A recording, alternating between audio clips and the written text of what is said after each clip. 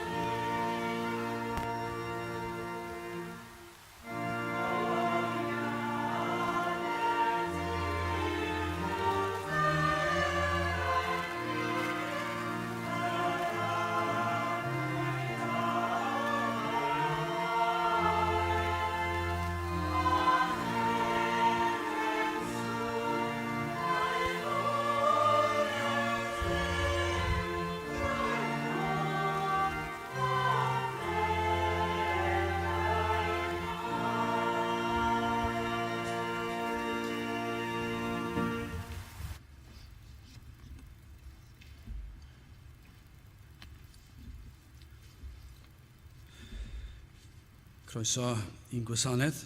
Ar ôl yr oedfa fe fydd na luniaeth ysgafn drws nesaf yn y neuadd. Fe fydd ein cwrdd gweddi misol yn cael ei gynnal ar y trydydd nos Iau o bob mis ac mis yma gorffennaf 19.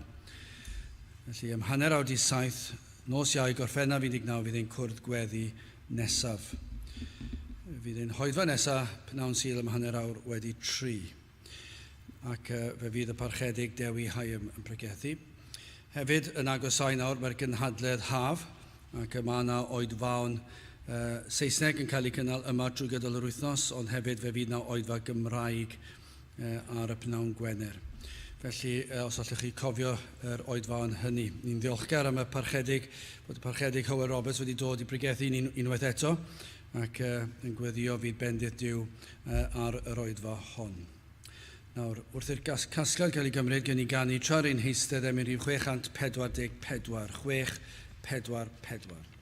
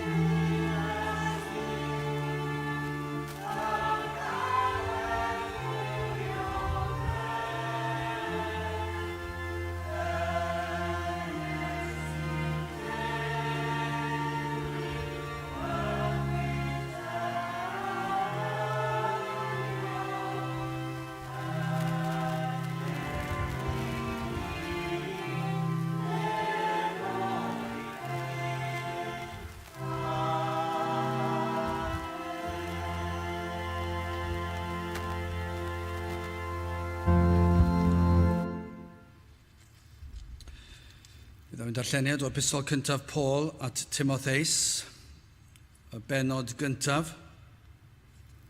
ac yn dechrau yn yr adnod gyntaf. 1 Timotheus a'r benod gyntaf a'r adnod gyntaf. Paul, apostol Iesu Grist, yn ôl gorchymyn Duw, ein hiachawdwr a'r arglwydd Iesu Grist, ein gobaith, at Timotheus, fy mab naturiol yn y ffydd, gras, trigaredd a thangnefedd oddi wrth Dduw ein tad a Crist Iesu ein harglwydd, megis y deisyfais arnat aros yn Ephesus, pan eithim i Facedonia, fel y gellir trybuddio rhain a ddysgont ddim amgym, am na ddoliant a'r chwedlau ac achau anorffen, yr rhai sydd yn peri cwestiynau yn hytrach nag adeiladaeth dduwiol, yr hon sydd trwy ffydd gwna felly. Eithir diwedd y gorchymyn yw cariad o galon bir a chydwybod dda a ffydd ddiragrydd, oddi wrth yr hyn bethau a gwyrodd rhai ac y troesant heibio at ofer siarad.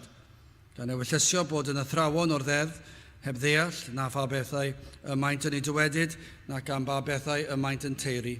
Eithir na ni a wyddo mai da yw'r gyfraith os arfer dyn hi yn gyfreithlon. Gan wybod hyn, nad i'r cyfiawn yr rhoddwyd y gyfraith, eithir i'r rhai di-gyfraith ac anifydd, i'r rhai aniwiol a phechaduriaid, i'r rhai di-sanctaeth a halogedig, i dad-leiddiaid a mam-leiddiaid, i leiddiaid dynion, i beteinwyr, i wrywgydwyr, i ladron dynion, i gelwyddwyr, i anidonwyr, ac os oes dim arall yn wrthwyneb i athrawiaeth iachus, yn ôl efengil gogoniant y bendigedig ddiw, am yr hon yr ymddiriedwyd i mi. Ac yr ydw yn diolch i'r hwn am nerthodd i, sef Crist Iesu ein harglwydd, am iddo fy nghyfrif yn ffyddlon, gan fy ngosod yn y weinidogaeth.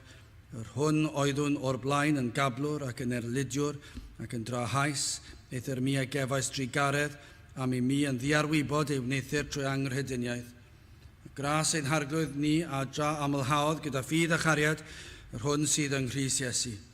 Gwir yw'r gair ac yn heiddi pob derbyniad, ddyfod Crist Iesu i'r byd i gadw pechaduriaid o ba rai pennaf ydw i fi. Eithir o achos hyn y cefais drigaredd fel y dyngosau Iesu Grist yn o fi yn gyntaf, bob hiroddef siampl i'r rhai a gredan trag llaw ynddo ef i fywyd tragwyddol.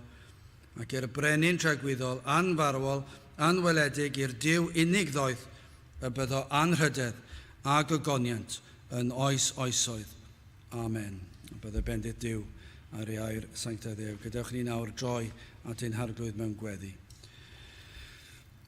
Diolch yn ei ti unwaith eto o Dduw am y cyfle yma i ni gael, i ddod ger dy fron, i ddod ger bron gorseddfainc, yn diolch mae gorseddfainc o ras yw hi, a dy fod ti yn Dduw sydd yn holl alluog, ond hefyd yn holl trigarog. Yr wyt ti yn llawn trigaredd, yn hir ymaros. Yr wyt ti yn croesawu pechaduriaid i ddod at ti, yn croesawu rhai sydd yn wrtho di, y rhai sydd wedi troi cefn yn llwyr arnat, ac eto trwy dy ras, wyt ti wedi darparu ffordd ar ein cyfer ni, ffordd y byddwn gallu dod yn hyderus, gan ein bod yn dod trwy fywyd, marwolaeth ac atgyfodiad ac eiriolaeth yr arglwydd Iesu Grist. Ac felly o Dduw i ni yn diolch i ti am yr efengil sanctaidd, yn diolch am ffordd iachawdwriaeth, yn diolch bod yna modd i ni ddod ata ti, yn ddod a'n mawl ac i ddod a'n deisyfiadau. Yn diolch i ti dy fod yn Dduw sydd yn abl i ateb gweddiad y blant. Yr wyt ti yn un sydd yn ein harwen ni yn ein gweddiau. Ac yna o Dduw, yr wyt ti yn abal i wneud unrhyw beth. Yr hyn sydd yn unol â thywyllus ti, yr wyt ti yn abal i wneud. Dim ond y gair sydd rhaid i ti ei ddweud. Dim ond rhoi dy gorchymyn ac y mae yn digwydd. Ac felly o Dduw, i ni yn gallu dod yn hyderus, yn dod yn llawn gobaith, yn gwybod y fod yn Dduw sydd yn gwrando ac yn ateb gweddiau. Yr wyt ti yn Dduw sydd wedi gwneud hynny ac wedi addo gwneud hynny. Ac felly ni'n gofyn i ti o'r newydd i ddod yma i'n plith, i ni deimlo dy bresenoldeb o Dduw, i ni yn gofyn am cael gweld gwirthiau yn digwydd yma yn ystod ein hoedfa, a byddwn ni'n cael gweld yr ysbrydiau'r waith yn agor llygaid y deillio, mwyn iddynt weld rhyfeddod yr efengil o Dduw ar y sil yma, yn meddwl beth y mae'r mwyafrif llethol o bobl yn ein gwlad yn neud y prynhawn yma. I ni'n gweld yr rasio yma sydd yn digwydd, a'r strydoedd yn cael eu cau, ac unwaith eto y ddinas yn dod i stop ac y pobl yn torri'r sabath ac yn heb hyd yn ystyried ei bod yn gwneud yr hyn sydd yn erbyn dy air di a thorchmynion di. Ac yna o Dduw llawer yn treulio'r prynhawn mewn hamdden, yn eistedd lawr yn ei cartrefi, lle gallant fod yma'n gwrando ac mewn llefydd eraill lle mae dy air di'n cael ei ffrigethu. Ac eto ar y sil does dim hyn o bwriad ganddynt i ddod i wrando ar dy air di. Ond o Dduw i ni yn credu dy fod ti yn gallu rhoi dy gorchymyn. Ac wrth i ti rhoi dy gorchymyn, bydde ti yn agor llygaid ei heneidiau ac yn dod ag ar gyhoeddiad o bechod. Y bydd yna boen yn dod ar ei heneidiau. Y bydd ei cydwybod yn cael ei dwysbigo. Ac o Dduw y byddant yn ymwybodol mae colledig ydynt. O Dduw, dim ond ti sy'n gallu perswadio'r enaid o hynny, ac felly ni'n gofyn i ti i weithio hyd yn oed ar y sil yma, sil trist arall yn hanes ein gwlad. Sil na fydden ni erioed wedi dychmygu fydde'r fath beth yn digwydd rhai blynyddoedd yn ôl. Ac eto o Dduw erbyn hyn, mae'n digwydd mor gyson. Mae'n digwydd o sil i sil. Ac felly o Dduw, ni'n gofyn i ti i ddod i'n plith, i ddychwelyd i'n plith, i ddiwygio'n gwlad unwaith eto, i ti faddau i ni fel dy blant am beidio poeni am y peth, beidio torri'n calonau am y peth, nad yw dy enw di yn cael ei ddyrchafu bellach yn ein gwlad.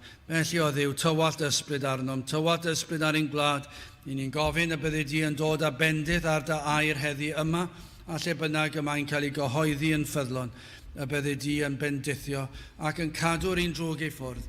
I ni yn gofyn am yr oedfa hon yn arbennig ac yn gofyn i ti o Dduw i'n cadw ni'n hamddiffyn i rhag ymysodiadau'r un drwg.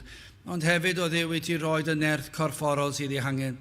O Dduw, pa mae'r tymheredd mor boeth, ni'n gallu teimlo'r blinder corfforol ac yn ei ffeindio'n anodd i ganolbwyntio ac yma'r un drwg yn dod ac yn ein temptio ni. O felly o Dduw i ni yn gofyn. Y bydd yna wirthiau eraill yn digwydd hefyd, y wirth o felly gallu gwrando o'r dechrau i'r diwedd a peidio teimlo blinder corfforol. I ni'n gofyn i ti i roed y nerth i ni sydd yn ddyledus i ddair di i gyhoeddiad yr efengil, y bydde di'n rhoed nerth i ni corfforol, meddyliol, ysbrydol i dy addoli di ac i dy ddyrchafu di, i ddyrchafu dy enw goruwch pob enw arall. Felly te'r bendithiau'n hamser, i ni'n gofyn hyn o trwy enw ac heiddiant ein harglwydd Iesu Grist. Amen.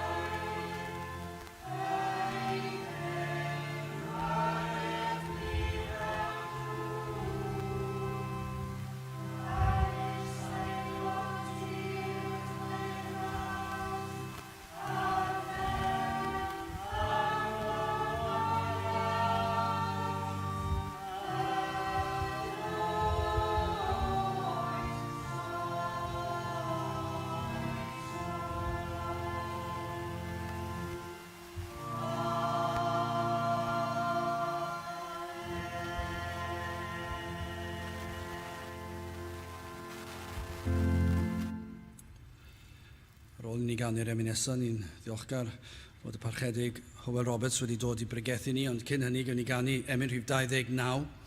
Molianwn di o arglwydd wrth feddwl am dy waith yn llunio bydoedd mawrion y greadigaeth faith. Emyn rhif 29 gen i sefyll i'w chanu.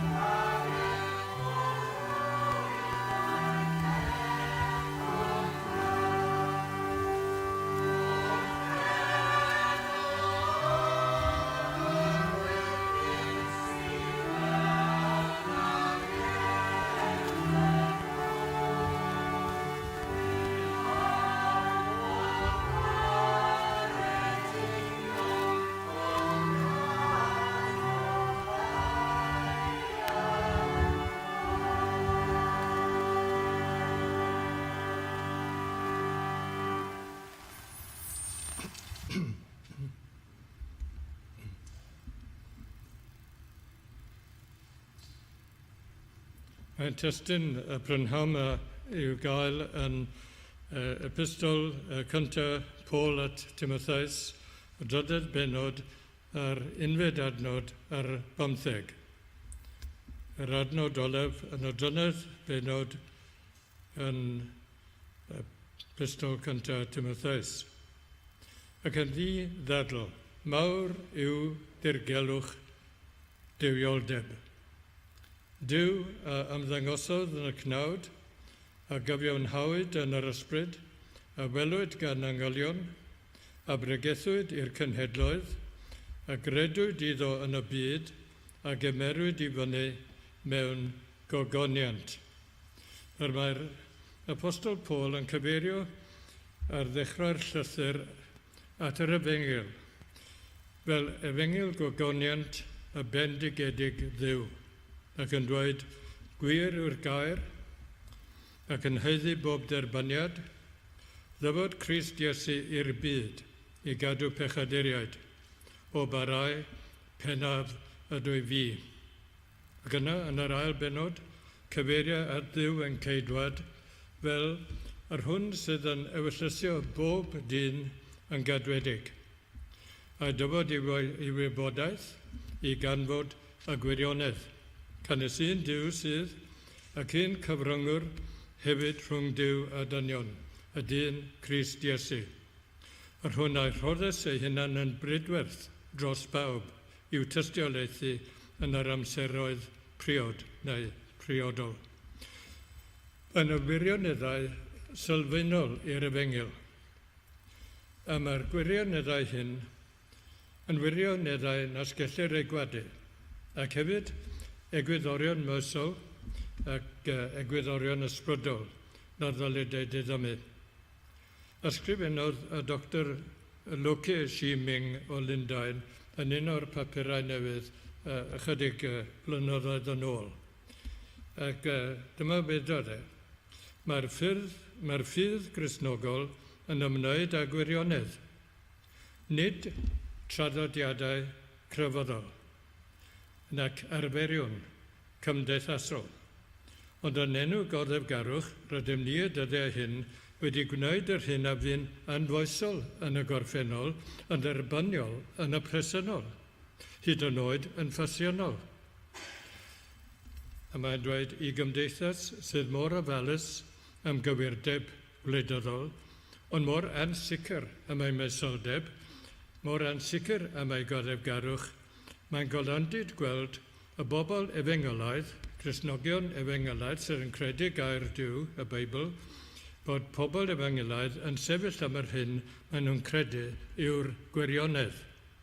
Oedd yn lythyr da, y dda i weld yn y papur. Cawn Paul yn y drydydd benod yn pwysleisio y gwirioneddau sylfaenol i'r efengyl. Mae'n cyflwyno'r gwirionedd mewn ffurf cyffes ffydd, ac mae'n ei alw yn fawr dirgelwch Duwioldeb.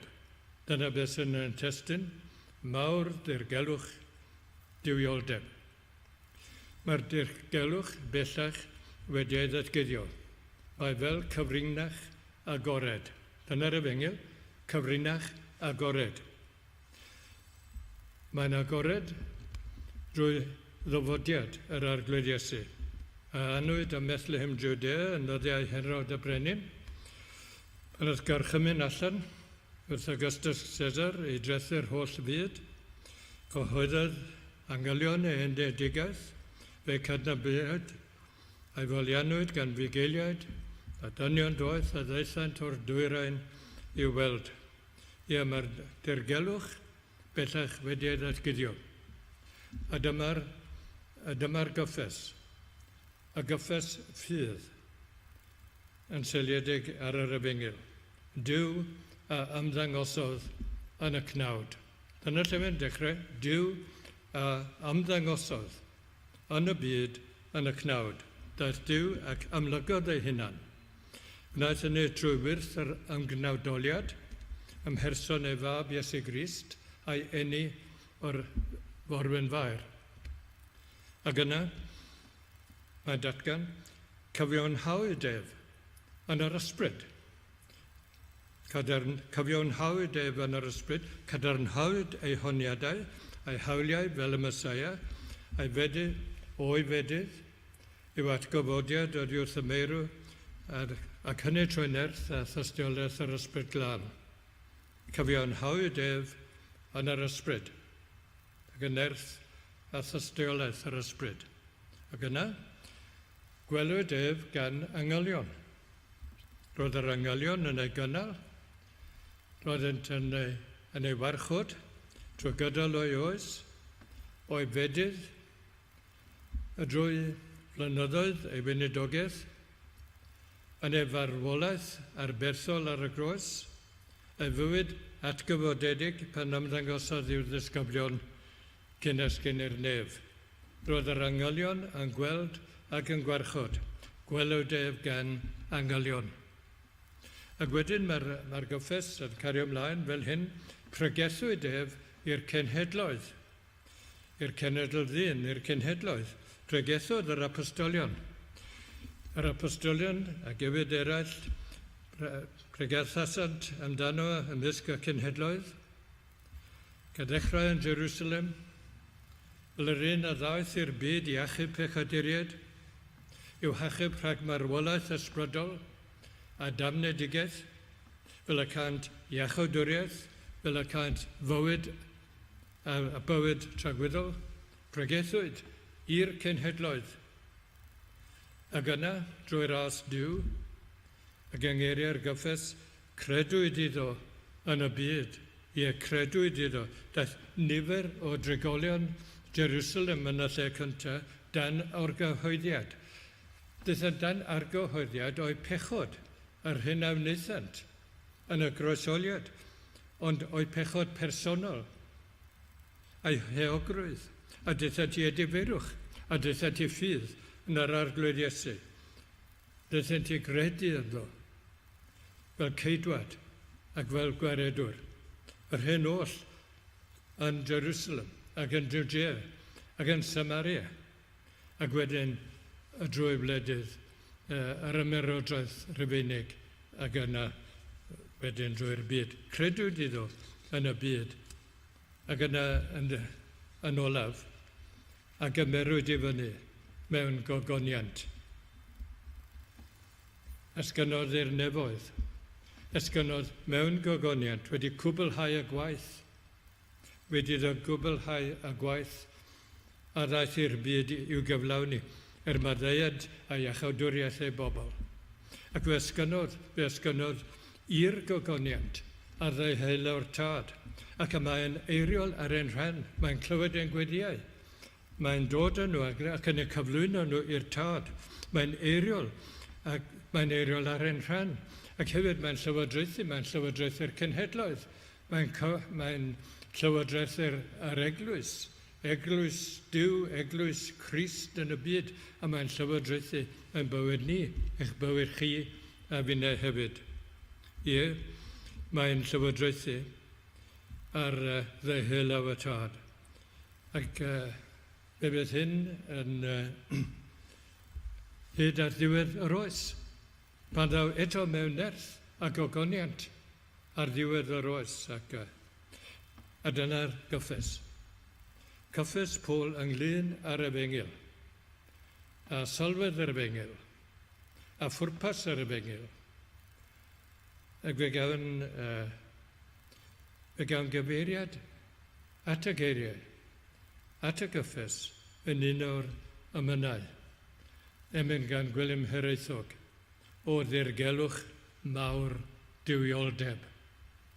A mae'n cymeryd y dyfyniad yna o'r adnod ac o eiriau Paul, o ddirgelwch mawr Duwioldeb, diwn natur dyn, tad a brenin tragwyddoldeb a natur dyn. O holl rhyfeddod ar nefoedd, dyma'r mwyaf a'i ddamderoedd. Testyn mawr di derfyn oesoedd, diwn natur dyn. Ac mae'n cario ymlaen i'r ail bennill ar y ddeiar byn ymdeithio, ar agwedd gwas.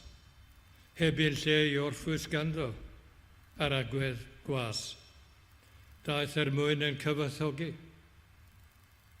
O uchelder glad goleni, yma I ddymder gwarth a thlodi o rofedd ras. Yn ymyn fawr, gwylym herythog.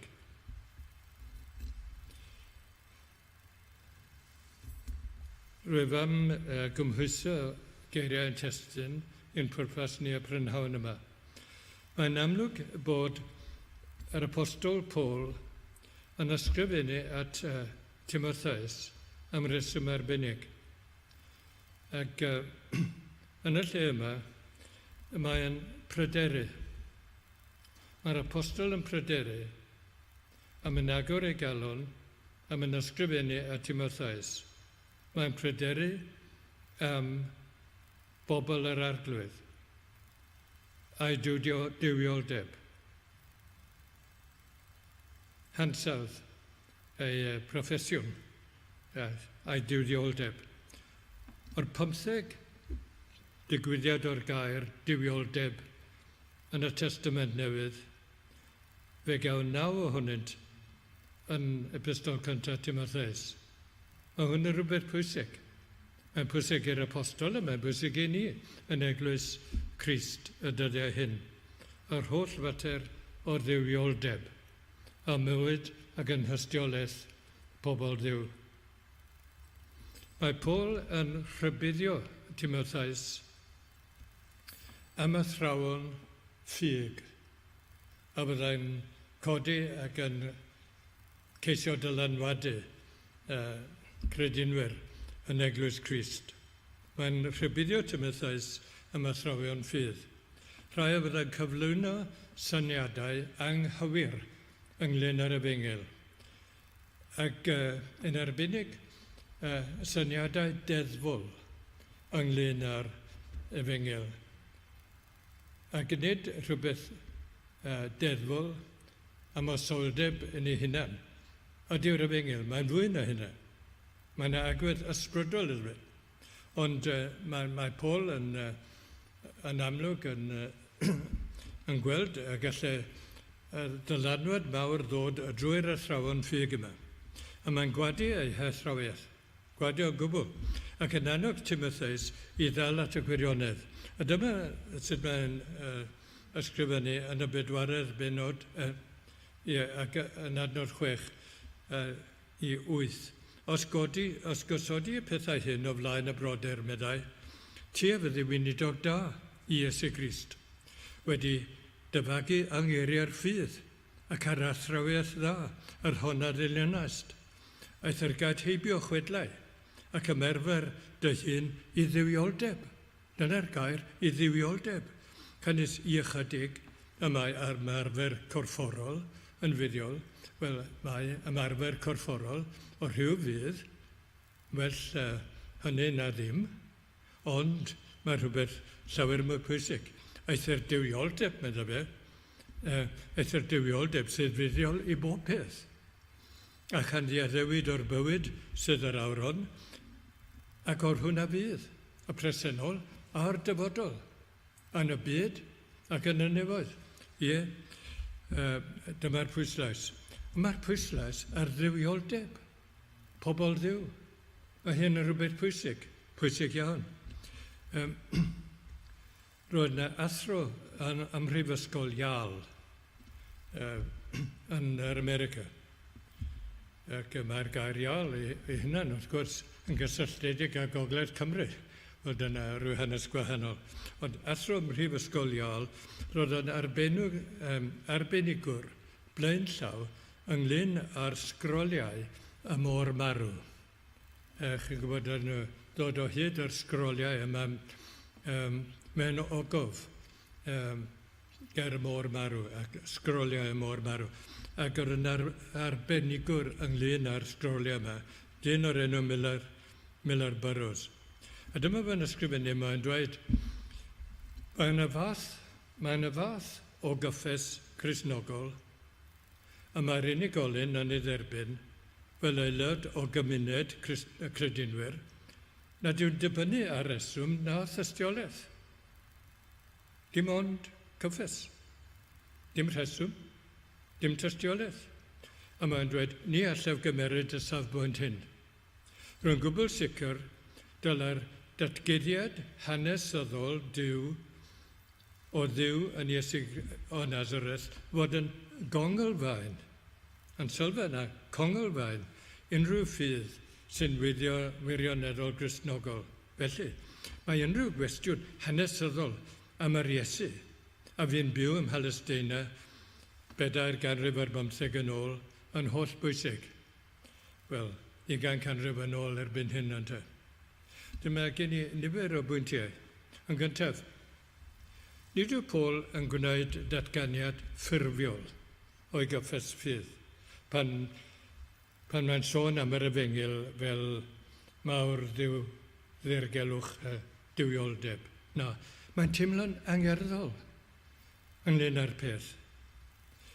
Mae'n dweud amdani, yn ddidadl, mae'n dweud, yn ddidadl mawr yw dirgelwch Duwioldeb.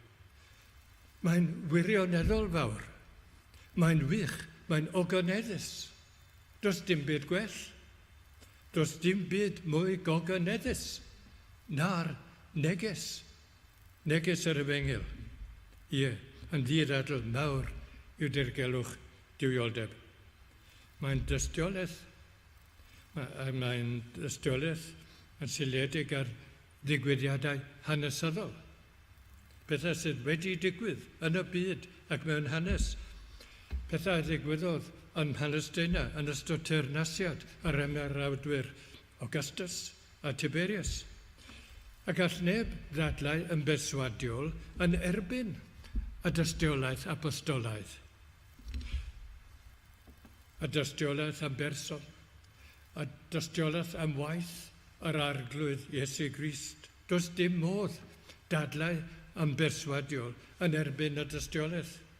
Hefyd, gall neb ddadlau yn erbyn y dystiolaeth o fywydau a newidiwyd ac a draws newidiwyd drwy nerth yr Efengyl a dylanwad yr ysbryd glân. Ac yn ail, fe ddatguddiwyd y dirgelwch. Roedd Duw yn amlwg yn y cnawd yn Iesu Grist, yr hyn rwy'n y ddaeth i'r byd, a ddaeth i'r byd i achub pechaduriaid.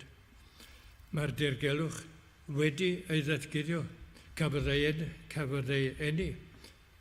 enw o'r forwyn faer. Dioddefwr dan Pontius Pilate, roedd y fywyd ar gyfer pob math a chyflwr o bobl yn y byd, gwir a gwreged, pobl ifanc a hen, a bu farw dros bechaduriaid. Pobl fel y chi ac y fi, ein hunain, a anwyd a phechod greiddiol yn ein natur, o amser yn geni, sydd wedi pechu ein ffordd trwy fywyd, dorio gorchmynion Duw, yn dod yn fyr o'i ogoniant, yn llawer modd. Ac yna wedi iddo farw ar y groes dros bechaduriaid, atgyfododd o'r bedd, ac ysgynodd i'r nef, ac ysgynodd i roedd iachawdwraeth, a bywyd tragwyddol i bawd sy'n edifarhau, pob un sydd yn edifarhau a dod at wyf mewn ffydd ac yn ymddiried ynddo. Ac yna mae'r dirgelwch wedi ddatguddio i hyrwyddo gwir dduwioldeb yn eglwys Crist. Mae dirgelwch Crist yn yr Efengyl yn gwneud duwioldeb yn bosib. Dyna'r unig ffordd. Does dim ffordd arall i fyw ger bron Duw a dynion. Roedd yr Iesu yn gosod patrwm derbyniol o dduwioldeb, ac i bawb sydd yn credu, pwy bynnag gyda chi.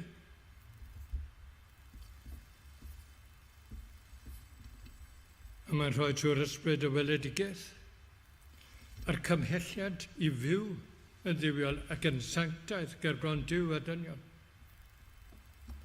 Mae'r weledigaeth yno, ac mae'r cymhelliad yno, a dyna waith, dyna ddylanwad yr ysbryd glân i ddangos a pwrpas Duw, i fyw yn ddiwiol ger bron Duw a dynion.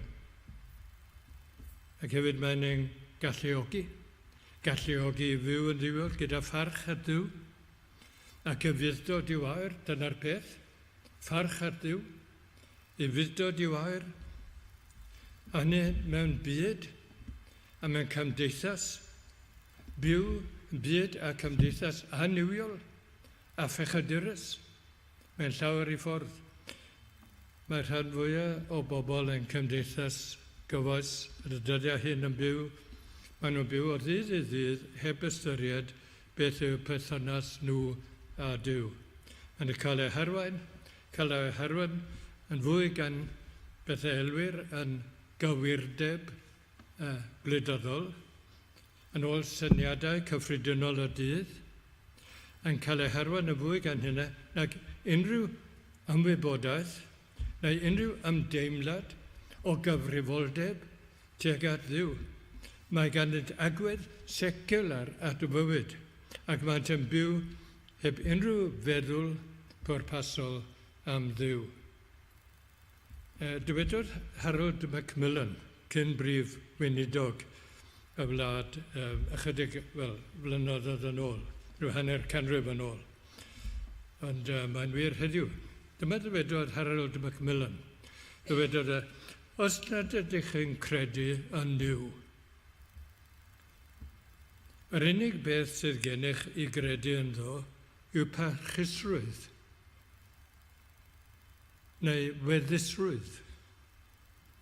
A mae'n dweud, mae gweddusrwydd yn beth da iawn, gwell gweddus nag anweddus, ond dwi ddim yn meddwl ei fod yn ddigon nag ydyw. Dwi ddim yn meddwl ei fod yn ddigon. Wel, efallai bod chi wedi tyfu mewn teulu a cartre parchus.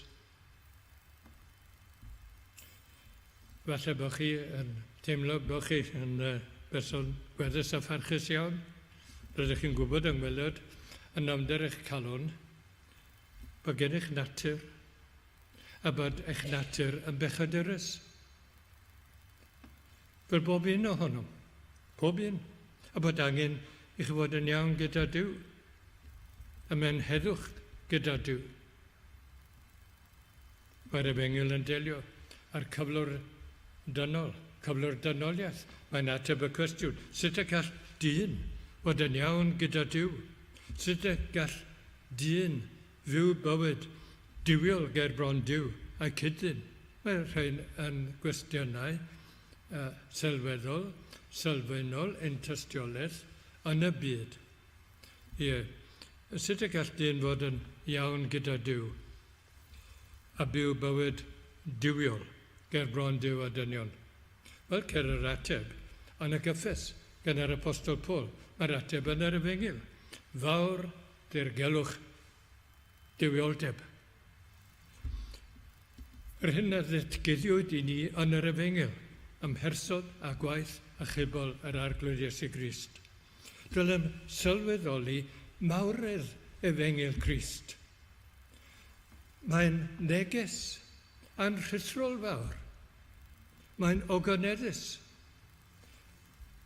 Rhaid i ni sylweddoli mawredd yr Efengyl a cadnabod yr hyn a ddewed yr Apostol Paul yn 1 Timotheus 6:6, sef mae elw mawr yw Duwioldeb gyda blodlonrwydd.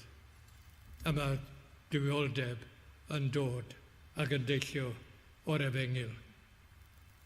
Dywed Paul yn y lythyr i Titus am y cysylltiad agos rhwng yr Efengyl a Duwioldeb a mywyd Cristnogion. I ddechrau, y rhan cyntaf o o'r bennod gyntaf yn yr epistol at Titus. Mae'n dweud, Paul, medda fe, Paul, gwas Duw, ac apostol Iesu Crist, yn ôl ffydd etheledigion Duw, ac adnabyddiaeth y gwirionedd, yr hwn sydd yn ôl Duwioldeb. Dyna sy'n mynd dechrau, yr hwn sydd yn ôl Duwioldeb, i obaith bywyd trygwyddol yr hon a ddawodd y di-gelwyddog Dduw cyn dechrau'r byd.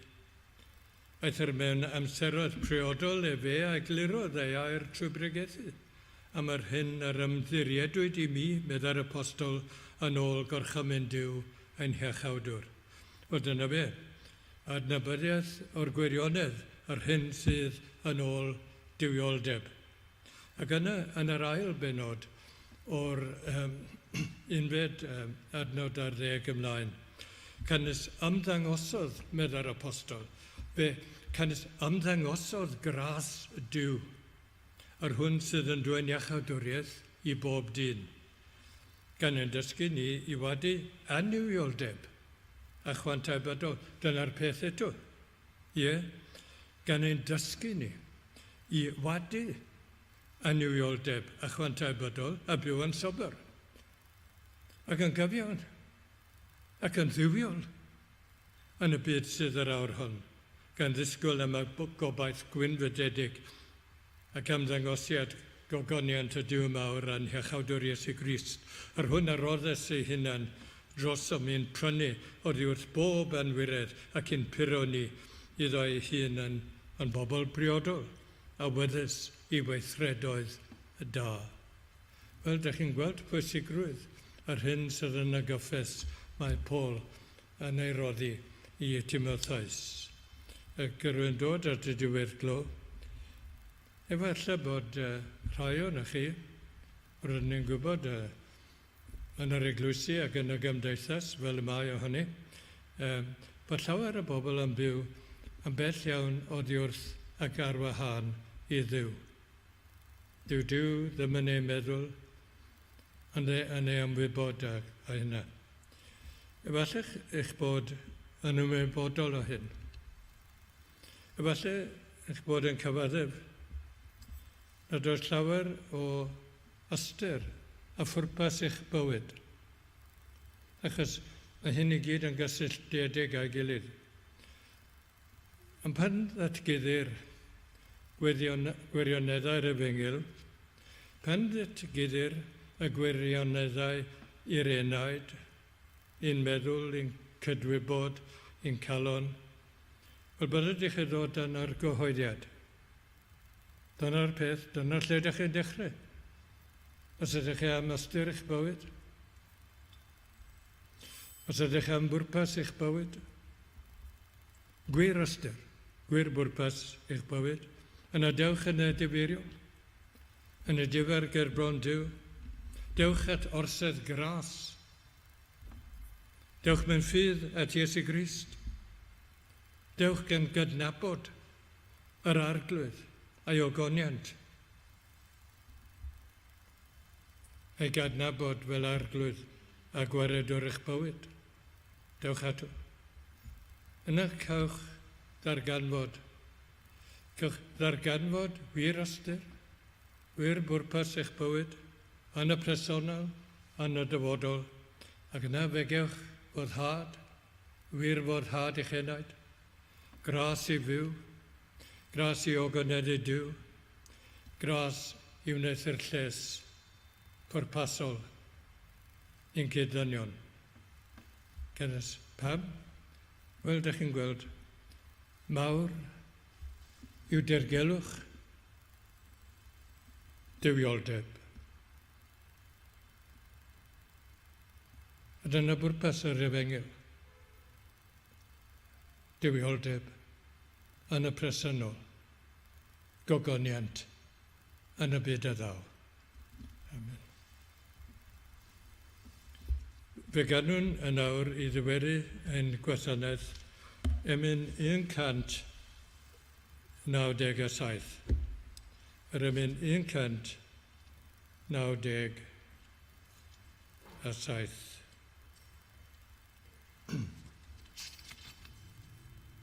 Mawr oedd Crist yn Recordiwyd, Mawr yn gwisgo natur dyn. Mawr yn marw ar galfaria, a Mawr yn meiddi ang ei hun. Hynod fawr yw yn awr a brenin nef a daiar lawr.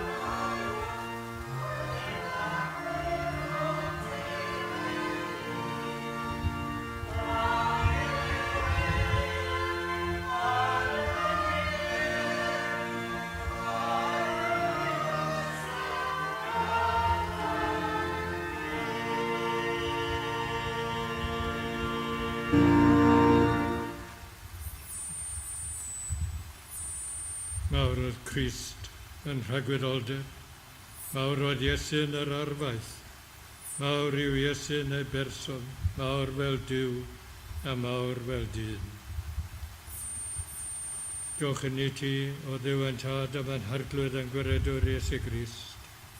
Diolch i ti am hedd, am dangnefydd. Diolch i ti am bendithion gras.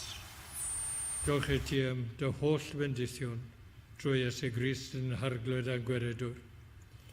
Yn ar bydd y diras yn harglwydd Iesu Grist, a chario Duw a chymdeithas yr ysbryd lan, bydd o gyda ni oll nawr ac hyd byth. Amen.